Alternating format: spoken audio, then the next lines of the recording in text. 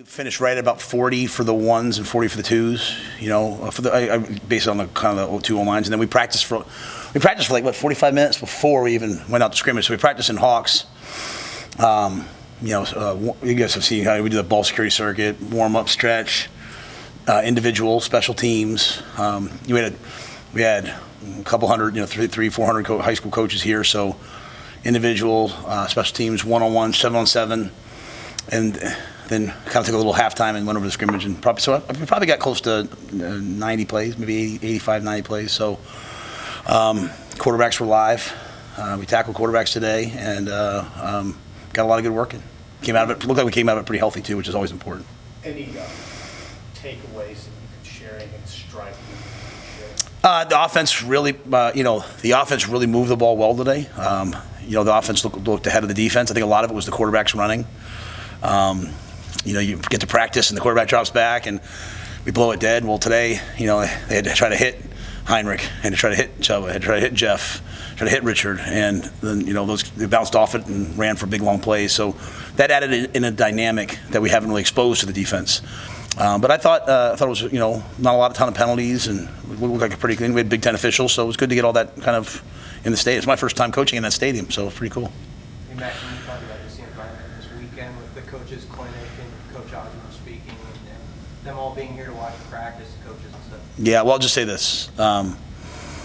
Coach Osborne speaking last night was humbling. A, that he would do it, okay, and B, how detailed and meticulous he was. At 86 years old, it was gold. It was absolute gold. Like I took notes, we wrote it down, and really a lot of things that challenged me. And I think you'd find a lot of I think most of the coaches probably felt that way.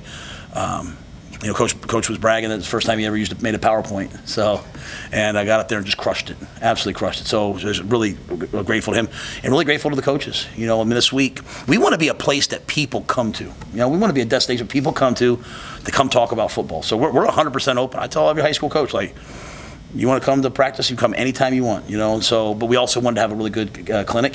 I think it's really important, I hired some people that the coaches maybe aren't familiar with. And so to sit there and listen to Terrence Knighton, Garrett McGuire clinic, and the level of detail and knowledge, I think that helps our program. And we had coaches from Texas. This week we had coaches from Albany, New York. We had obviously coaches from Nebraska, from the Dakotas. So people came from a long way. So to get close to 400 people here for our first clinic's great, and it'll just continue to grow.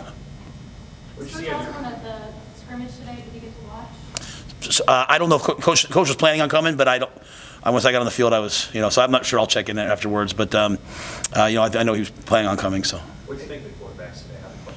I thought they played really well.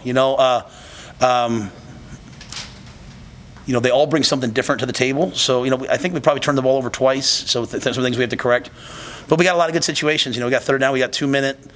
We got red zone, and I thought for the most part they played really well. And again, that added dynamic that they bring, some of the guys bring of being able to run. So when Richard's in there, we do some different things with Richard. When Heinrich's in there, we do some different things with him. And I was really pleased with the quarterbacks today. Any notable injuries at all? Yeah, Ben Scott got hurt on Thursday. Yeah, Ben Scott got hurt on Thursday. Just got rolled up on, and so should be out for a week or so.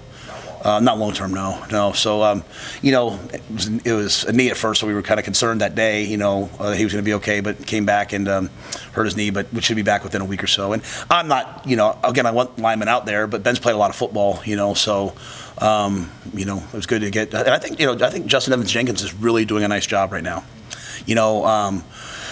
Obviously wasn't familiar with him. He's from a place that I've recruited a long time, Irvington, New Jersey, and but he's really done a nice job. So he went in there, hasn't really missed a beat. But in terms of other notable injuries, nothing today. We had some guys get banged up today, leave, but nothing serious. I know it's a fresh start for everybody, but is there some guys that maybe surprised you, maybe younger guys or people that are a little off the radar of this fan base the first couple of weeks? Off the radar. I don't know who would be off the. I'm not sure about that part of it. I'm just trying to think of a good answer for you. I'm sorry. I've been really pleased with everybody. I guess I think maybe Justin, like I just talked about. I really like all of our backs. I think our backs is one of our strengths. I think they all bring something different to the table. Omar Brown's been a guy that's. really coming on. So there's a lot of guys. But, you've heard me talk about A.J. Rollins. So I think, I haven't had a chance to watch this tape yet. This will be a really big evaluation for me. Again, not evaluation in terms of, trying to get the guys past, like, are we good, am I bad? Just hey, what can we do to help each player play a little bit better? So I didn't give you a great answer there. I'm sorry. I know you talked to Coach Solich before. What's it mean to you that he's coming back? Oh, I'm so excited. Coach Solich, when I was the offensive coordinator way back when at Temple University, he was the head coach at Ohio. And he's quick to remind me that every time when we went out there, we played him for the championship. He beat us. He beat us every time. And I really loved, everyone knows him here. Like, he was running this offense, at the Nebraska offense at Ohio, and then he morphed into like a spread, but it still was the same principles. You know what I mean? So whereas he wasn't using the fullback anymore, he was still the same series offense and all the great things that they did here. So I always have a lot of respect for coaches who are able to extend their success by adapting to different times. And so I've had some great conversations with Coach. I think it's really important for me to figure out how to win here. And so the best way you can do that is talk to Tom Osborne, talk to Frank Solich, talk to Coach Pelini, talk to the guys who've won here, And so, in fact, Coach knows my affinity for the fullback. So he texted me during the Michigan TCU game. I think the first play Michigan hit a play, and all of a sudden I got a text from Coach Solich. He's like, "See, I told you the fullback. So there's still a place for the fullback." And so I think it's awesome that he's coming back. Again, that's what this time I think is all about for Nebraska. It's not about the eras that we played in or it's just about Nebraska. You know what I mean? So whether you played for the former players, my message has been, and I humbly say this, right? But whether you played for Coach Devaney, whether you played for Coach Osborne, whether you played for Coach Callahan, whether you played for Coach Pelini, whether you played for Coach Riley, played for Coach Frost, or now play for Matt Rhule, you played for Nebraska too. And so I think the power of this job is that you could, if the state unites, and everyone's for Nebraska. And so Coach coming back, I think, is just such a pivotal moment in that. Coach speaking last night is such a pivotal moment in that.